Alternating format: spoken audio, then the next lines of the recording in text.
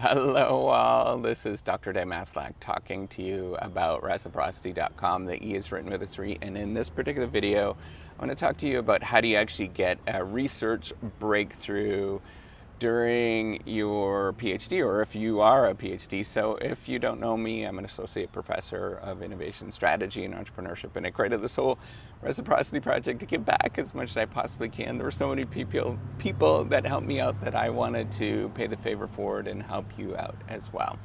All right, so what I'm going to do is talk to you about what is a research breakthrough, and then sort of look at it from sort of two ways, from the macro sense and the micro sense, and then give you basically some practical tips in terms of dealing or getting research breakthroughs. So the first thing is what is a research breakthrough? So basically this is where knowledge is going along at the same similar trajectory. Over time, that knowledge is accumulating, it sort of accumulates, and all of a sudden we get this sort of new influx of knowledge.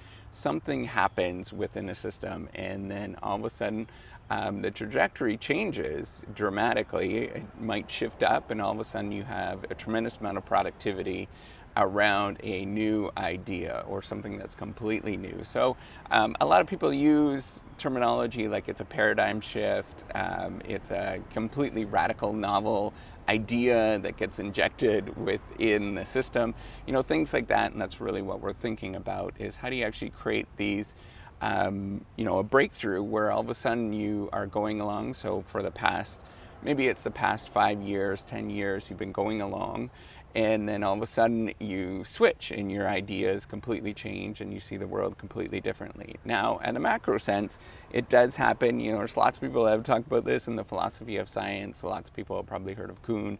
And as well, there's lots of people that have also talked about this in terms of thinking about it in the business sense and search and things like that, where how do we search for new ideas? Where do they come from? There's lots of people who have been studying this for many, many years.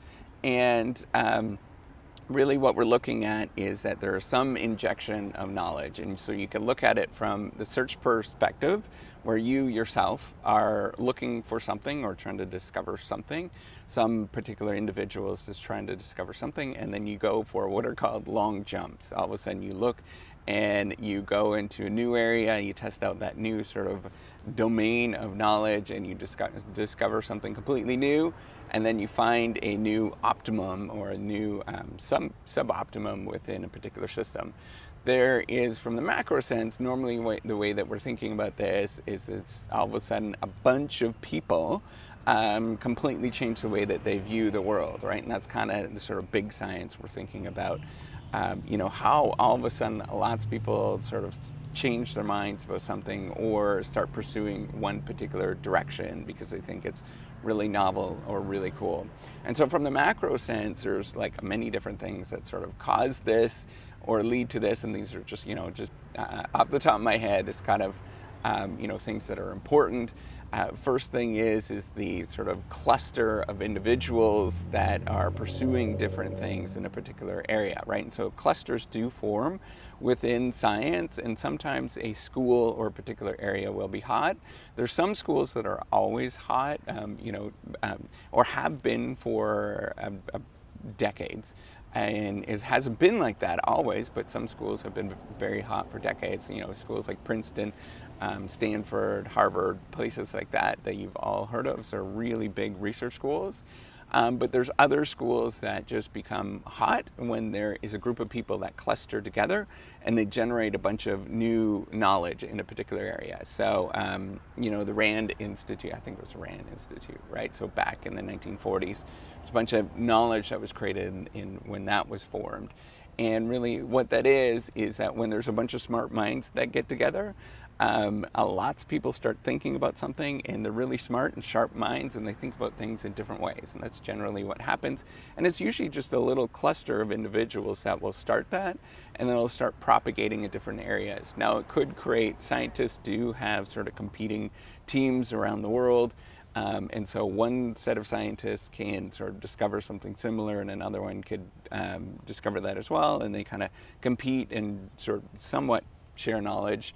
It's kind of like a little bit of a competition, or it is a lot of a competition. Science is very much a competition where people are sort of competing for the newest idea. And so they kind of share knowledge through the dissemination of knowledge, but as well as are competing by trying to create the newest knowledge in that particular area.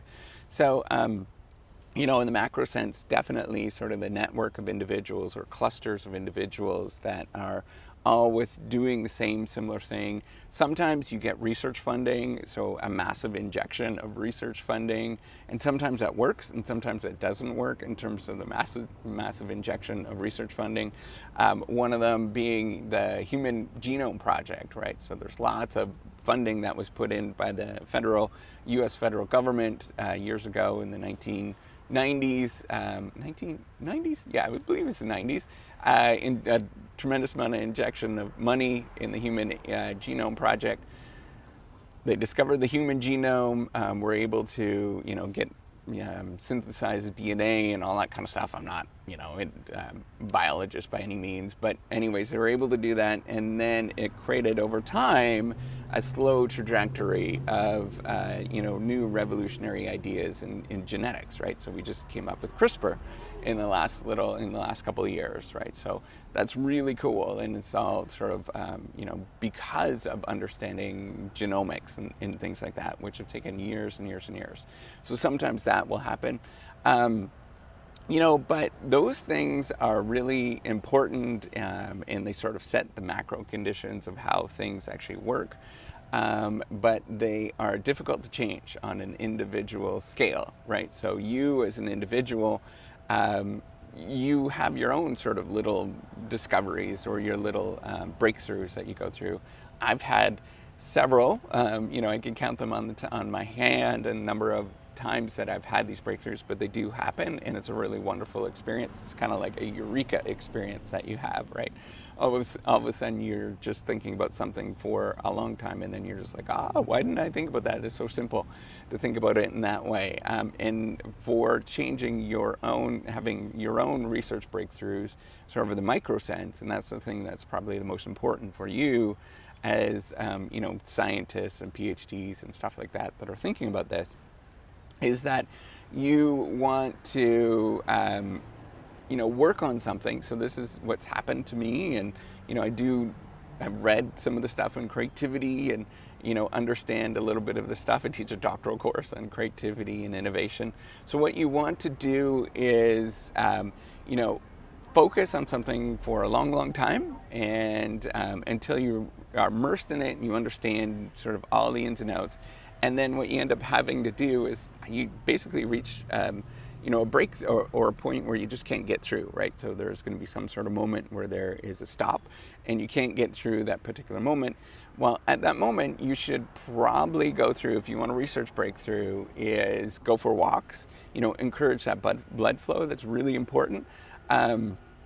To have the sort of blood flow and sort of think about things in different ways. The other thing is start talking to individuals that are around you and start reaching out to individuals. So even if they're not around you, sometimes people that are in different universities, you can actually reach out to them. So if you're stuck on a problem, you can reach out to them. Different professors or different sort of researchers around the world, you can reach out to them and ask them different various questions about what you're currently doing.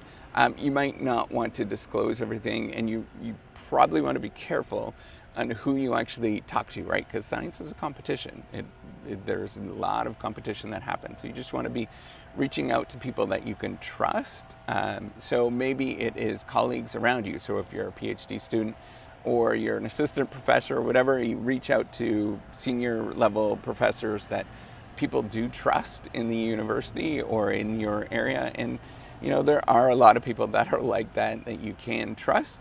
You reach out to them and talk to them and ask them how they might do that. Often, because they're not immersed in the problem, though, what I've found is you might not get kind of the best feedback because they're just not immersed in that particular area and they're not thinking about it at that moment, right? So sometimes it's going to be a little bit weak. So you might have to think about what they are saying, but then mull on it for a bit and sort of try to accomplish what they're doing.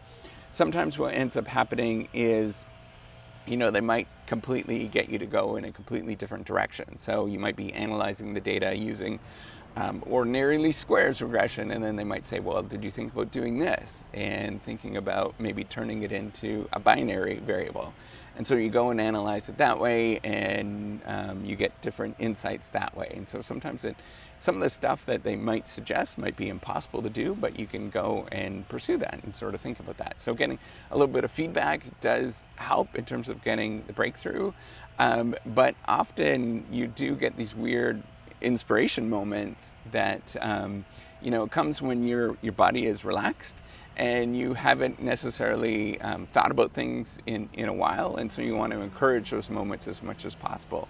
So taking breaks are really important. Working really hard at something for a long time, focusing on something for a long time, and then taking those breaks is a really good way to sort of encourage these new ideas. So the problem is with that, and this is what I run into on a regular basis, is that you do get these insights and these breakthroughs, but then it becomes hard to write them down, right? So translating that knowledge, that's those ideas that you get, and writing it down is another thing, right? So Carl Weick, famous social psychologist, said, how do I think I'm going to get that saying wrong, but basically, how do I know what I'm saying until I actually write it down? You can look it up. It's a really great quote. I'm messing it up.